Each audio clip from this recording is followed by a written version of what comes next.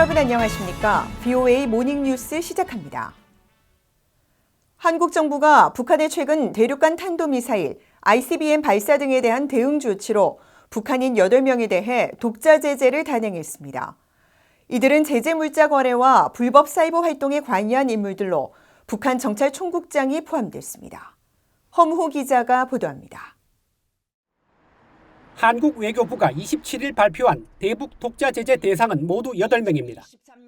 먼저 북한 정찰 총국장 리창호를 비롯해 베이징 뉴 테크놀로지 대표인 박영한, 전 중국 주재 북한 대사관 3등 서기관 윤철, 이어 북한 무기 부품 거래 조직인 펜 시스템스 평양 소속 량순여, 김승수, 배원철, 리신성, 김병철 등입니다.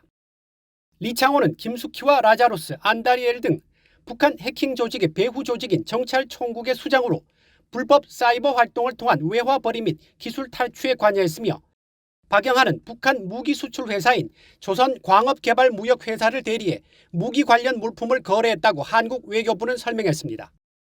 또 윤철은 전 중국 주재 북한 외교관으로 핵 관련 광물이자 UN 대북 제재 물자인 리튬6의 대북 거래에 관여했으며, 이어 량순여, 김승수, 배원철, 리신성, 김병철이 소속된 펜 시스템스 평양은 한국 정부가 2016년 3월 제재 대상에 올린 기관으로 북한 정찰 총국의 통제 아래 북한의 무기 및 관련 물품 거래를 취급하고 있다고 설명했습니다.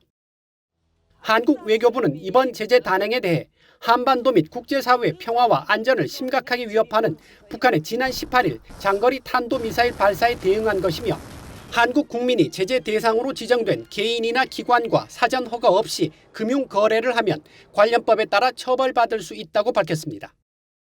또 북한의 도발에는 반드시 대가가 따를 것이라는 점을 분명히 밝혀왔으며, 북한이 이런 사실을 깨달아 도발을 중단하고 비핵화 대화에 나오도록 앞으로도 미국, 일본을 비롯한 국제사회와 더욱 긴밀하게 공조해 나갈 것이라고 강조했습니다. VOA 뉴스 허무호입니다. 한국 서울에서 북한의 국지 도발에 대비해 지방자치단체와 군, 경찰, 정보기관 등이 공동으로 참여하는 통합방위훈련이 실시됐습니다. 한국의 서울시는 27일 육군 수도방위사령부, 서울경찰청, 서울소방재난본부 등과 함께 통합방위협의회를 열어 북한의 대남 위협을 분석했으며, 서울 도심 일대에서는 국가 주요 시설 테러 등의 상황을 가정한 민관 군경의 야외 기동훈련이 처음으로 실시됐다고 밝혔습니다. 또 최근 북한의 핵미사일 위협 고도화와 적 무인기의 영공침범 등 서울의 안보 위기 상황이 발생할 경우 대응 절차를 사전에 점검하고 보완책을 마련하기 위해 이번 훈련을 실시했다고 설명했습니다. 서울시는 이어 서울시 통합방위협의회 당연직 의장인 오세훈 서울시장이 북한의 군사정찰 위성 발사로 9.19 남북 군사 합의가 파기됨에 따라 변화된 서울시의 안보 환경 분석을 보고받은 뒤 국가 핵심 기능이 집중된 수도 서울에 대한 통합 임무 수행 체계를 점검하고 절차 훈련을 지휘했다고 밝혔습니다. 한국방위사업청이 한국의 차기 전투기 2차 사업으로 미국 스텔스 전투기 F-35A 20대에 대한 추가 구매 계약을 체결해 오늘 2027년부터 전력화한다고 밝혔습니다.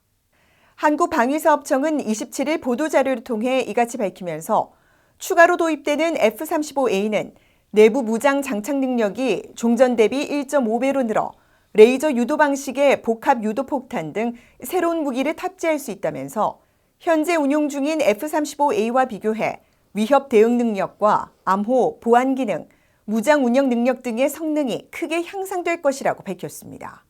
이어 미국 방산업체 로키드 마틴이 제작하는 F-35A는 정부 간 계약인 대외 군사 판매 방식으로 도입되며, 앞서 한국은 차기 전투기 1차 사업으로 2019년부터 지난해까지 F-35A 40대를 도입했다고 설명했습니다. 한국에 거주하는 탈북민들의 고용률 등 경제활동 상태가 개선됐고 정착 환경이 좋아졌다는 지표가 발표됐습니다.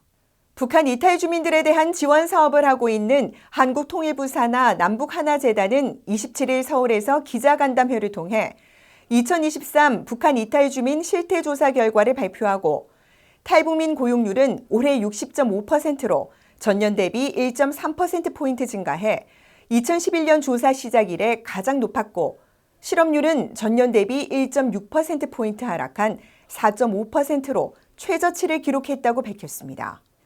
또 탈북민들의 생활 수준을 가늠할 수 있는 월 평균 임금은 245만 7천 원으로 지난해보다 7만 3천 원 증가했고 탈북민이 체감하는 주관적 평가 지표인 남한 생활 만족도도 만족한다는 응답이 79.3%가 나와 조사 이래 가장 높았다고 설명했습니다.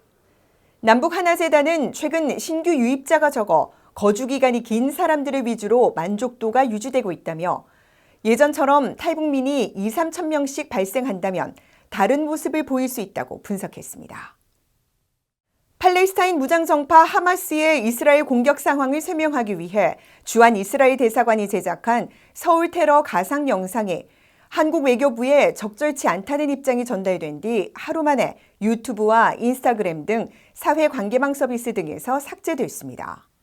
한국 외교부 당국자는 27일 하마스의 이스라엘 민간인에 대한 살상과 납치는 정당화될 수 없지만 주한 이스라엘 대사관이 이 상황을 다른 나라 안보 상황에 빗대어 영상을 제작 배포한 것은 적절치 않다고 본다면서 이 같은 입장을 주한 이스라엘 대사관에 전달했으며 이스라엘 측은 해당 동영상을 삭제 조치했다고 밝혔다고 연합뉴스 등 한국 언론들이 보도했습니다. 앞서 주한 이스라엘 대사관은 27일 전날 온라인에 공개했던 당신에게 일어난 일이라고 상상해보세요라는 제목의 크리스마스 당일 가상의 서울 테러 발생 영상을 유튜브 등에 올렸으며 영상을 내린 뒤 전쟁에 대한 이해를 높이기 위해 한국뿐 아니라 다른 국가에서도 비슷한 캠페인이 진행 중이며 한국인들을 불편하게 만들 의도는 없었다고 말했다고 TV조선과 연합뉴스 등 한국 언론들이 보도했습니다. 이상으로 VOA 모닝뉴스를 모두 마칩니다. 시청해주신 여러분 고맙습니다.